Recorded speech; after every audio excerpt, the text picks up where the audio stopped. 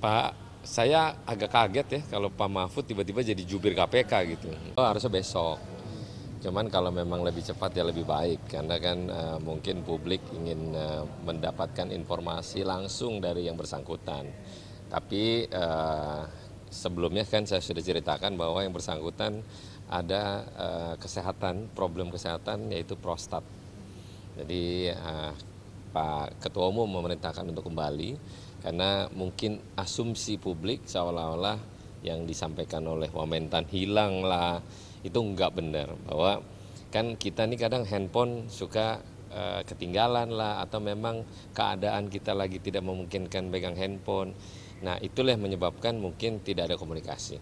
Jadi selama di sana itu sakit operasi? Enggak. Jadi selama proses penerimaan penghargaan dari FOE ya kalau nggak salah FOE bahwa penghargaan itu penghargaan dunia loh.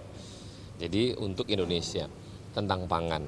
Jadi setelah penggeledahan mungkin dia dapat informasi dan akhirnya ya kita maklumin bahwa stres sekali. Kambuh prostatnya. Nah, mungkin dia berobat untuk pemeriksaan lebih lanjut untuk menyembuhkan prostatnya dia. Kan kalau orang prostat kayak Om Yan tuh kan susah. Kasihan, dia nggak bisa gerak kayak gitu. Jadi bukan karena hilang atau menghindar untuk kembali ke tanah air, enggak. Oh, tapi posisinya kan kalau kita lihat infonya berangkatnya dari Singapura, apa dari Eropa ke Singapura? Bisa dong kan transit. Oh, itu Transit. pengobatan di sana. Bukan. Transit. Biasanya kan gue sering kemarin dari London pakai SQ pasti transit Singapura baru Jakarta. Oh, ketemu ya, Pak. Hari ini langsung ketemu. Mestinya sih ketemu ya, tapi ketemu kan di atas. Kita tunggu dia langsung ke sini apa enggak. Tapi Ya, pakai komunikasi seperti apa, Bang? Apakah terakhir ketemu sih dia akan balik Jakarta, akan ketemu ketum. Tapi nggak tahu ya kalau nanti akhirnya berubah rencana dia mau ke sini atau enggak. Yang pasti Babe ada di atas.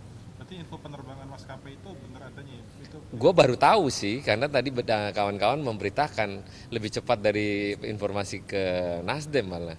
Tadi SQ 964 ya, jam 6. Kaget juga, gila, dari mana nih? Karena kita tahu besok. Ya mungkin benar kalau memang dia welcome di bandara dan teman-teman wartawan bisa ketemu dia, itu lebih bagus.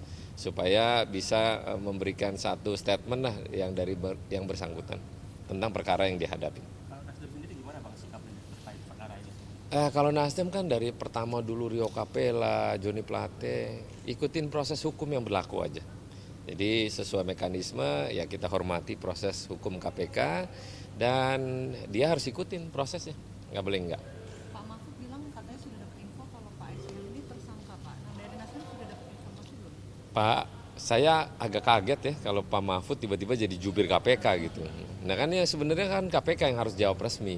Tapi kan selama ini KPK belum memberikan statement resmi apakah yang bersangkutan tersangka atau tidak. Kan biasanya KPK kalau udah mau ngumumin resmi kan orangnya langsung ditahan biasanya gitu kan. Nah tapi kan ini belum.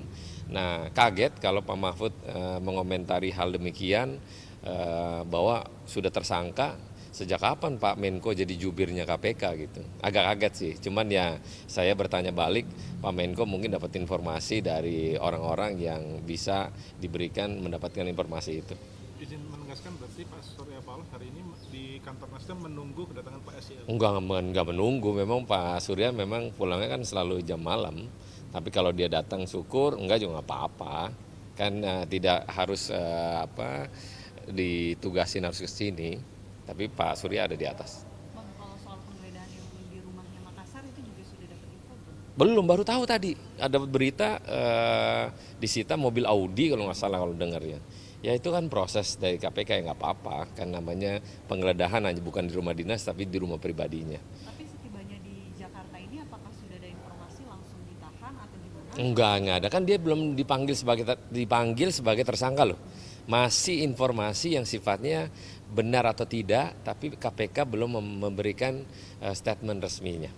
Tapi kalau berproses di publik bahwa ini tersangka segala macam, ya biarlah itu berproses, tapi tetap kita menunggu hasil resmi statement dari KPK.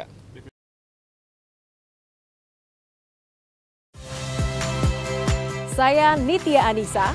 Saksikan program-program Kompas TV melalui siaran digital, pay TV, dan media streaming lainnya. Kompas TV, independen, terpercaya.